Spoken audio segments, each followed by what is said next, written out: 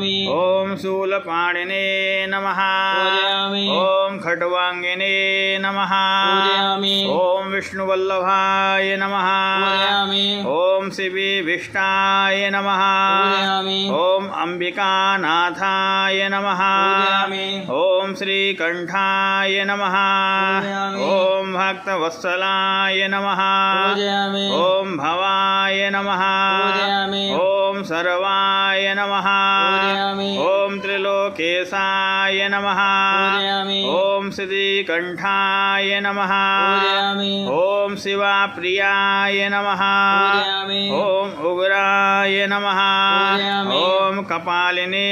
नमः पूजयामि ओम कामारये नमः पूजयामि ओम अंधकासुरसूदनाय नमः पूजयामि ओम गंगाधराय नमः पूजयामि ओम ललाटाक्षाय नमः।